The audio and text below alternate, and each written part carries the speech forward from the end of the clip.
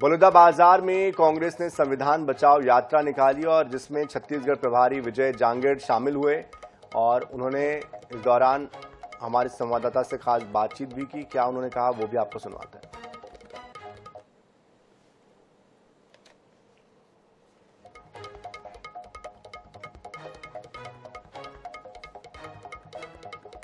छत्तीसगढ़ प्रदेश कांग्रेस पूरे प्रदेश में जो है संविधान बचाओ यात्रा पूरे देश में निकाल रही है। इसके अंतर्गत जब आज जांजगीर जिले से इसकी शुरुआत हो चुकी है और आज अगले चरण में बलौदाबाजार जिले से आज संविधान बचाओ यात्रा निकालने जा रही है।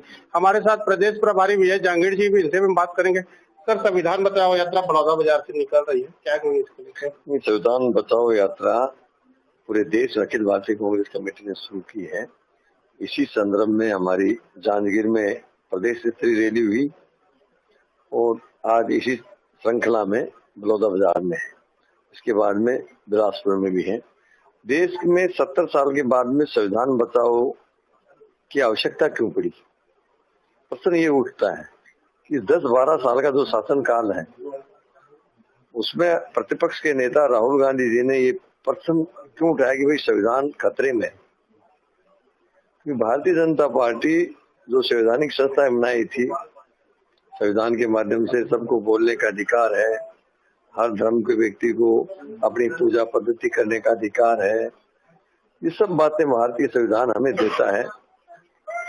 हर व्यक्ति की आजादी भी देता है, अपने सब संप्रदायों को अपने हिसाब से आध्यात्मिक आजादी भी देता है।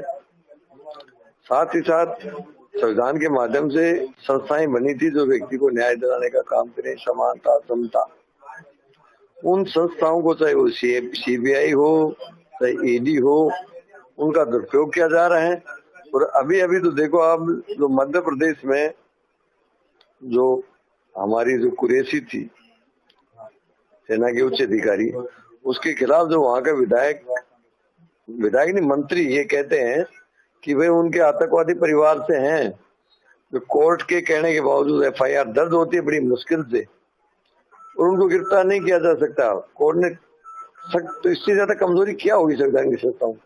कोर्ट का अवमानना का मतलब ही बहुत बड़ी चीज होती थी, नैतिकता होती थी। यदि कोई आदमी इस प्रकार के उल जुलूल बयान देता था या कोई दुर्घटना हो जाती थी तो नैतिकता के आधार पर कांग्रेस शासन में मंत्रियों ने रिजाइन किए।